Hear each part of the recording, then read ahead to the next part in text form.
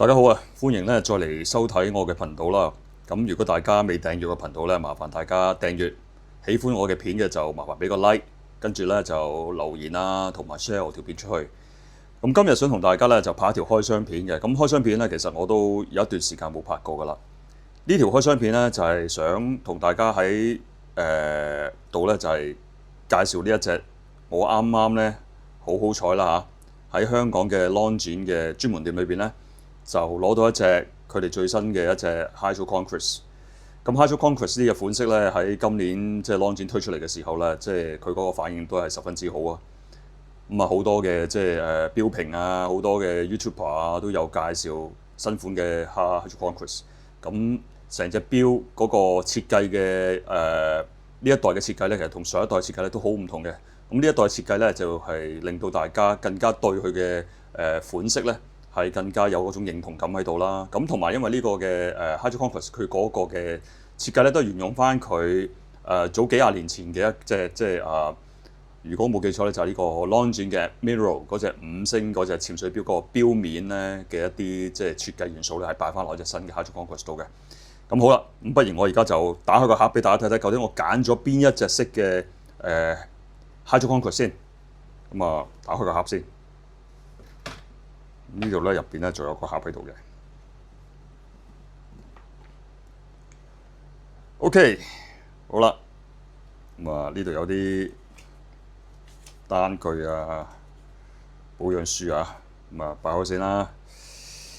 呢隻就係我揀咗嘅呢一隻 Long 展嘅 Hydro Conquest 啦。咁呢隻就係Long 展為咗今年嘅呢個2026年喺 Scotland 嘅 Glasgow 嘅一個 Commonwealth Game， 即係英聯邦嗰個運動會而出嘅一隻限量版。咁啊 ，based on 佢呢個最新嗰隻 Hydro Conquest 嗰個 model 啦，咁做咗一啲新嘅一啲嘅配色喺度啦。咁佢嘅配色咧就係用咗呢個英聯邦運動會嘅呢個官方嘅顏色，呢個鴨綠色同黑色。咁啊，將呢兩隻色嘅元素咧就放晒喺隻錶嘅設計上邊啦。咁你會見到嗰個錶面亦都係由一個外圍黑，再慢慢咧係去到中間嘅時候咧，慢慢咧係轉為一隻鴨綠咁嘅錶面嘅一個顏色嘅設計。外圈嘅 marker 亦都係用咗鴨綠色嘅字啦。咁當然佢嗰個亮點咧就俾大家睇多近少少，就係佢個秒針啊，佢就用咗一個粉紅色嘅秒針頭嘅一個咁嘅設計喺度，幾特別㗎，幾 sharp 嘅呢個。咁當然啦，佢成隻錶嗰個 Hydro Conquest 佢呢度咧個字體咧仲有一個深藍色嘅。隻錶咧就39mm 啦。當然啦，佢亦都有42mm 嗰個version 喺度嘅。咁但係我自己就中意揀翻39mm，因為我覺得39mm嗰個 size 咧，即係對於我哋亞洲人嘅手腕嚟講咧係更加即係切合啲。好，咁呢個盒就係啦，頭先俾大家睇過啦。咁你見到個盒就寫住Hydro Conquest Limited Edition One of 2026嚇，即係其實佢限量版啦，39mm 同42mm咧，佢都係各出2026隻嘅。咁當然有呢隻錶咧，我就好彩喺香港嘅專門店咧，就佢哋都話翻得一隻，因為其實周圍地方都冇啦。咁我就好彩啦，咁啊攞到呢一隻錶，咁亦都有咁嘅時間咧，就拍一條開箱片俾大家睇。咁冇乜特別話呢隻錶嘅 spec 係點樣啦，咁就個機芯就用咗佢嗰個叫做 L 嘅888.5嘅自動上升機芯啦。咁佢就跟咗一啲抗磁嘅直流絲，咁有72個小時嘅即係動力儲存喺度嘅。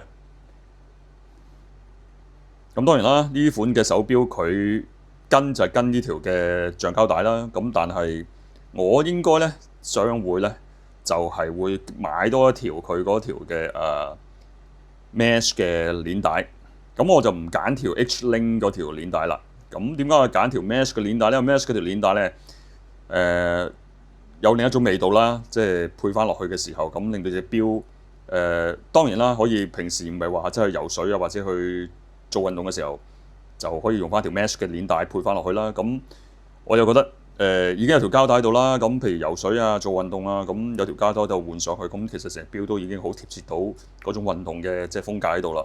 咁條 mesh 嘅鏈帶咧，戴喺隻標度咧，亦都有一種即係懷舊嘅感覺喺度啦。咁所以我都會去翻專門店咧買翻一條 mesh 嘅鏈帶。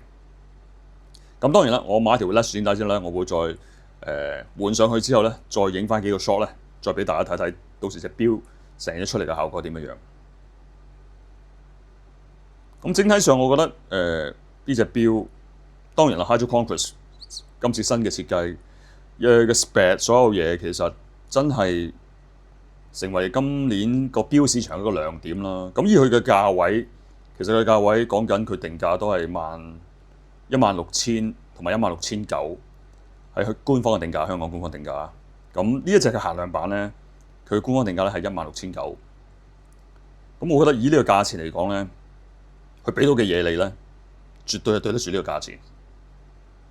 有 Longines 品牌嘅歷史啦，設計嘅元素啦，成隻錶嗰個感覺，俾到你嘅一般潛水錶要俾到嘢嘅嘢咧，其實呢隻錶咧係有晒喺度嘅。咁啊有300米嘅防水。好，俾大家睇睇佢夜光。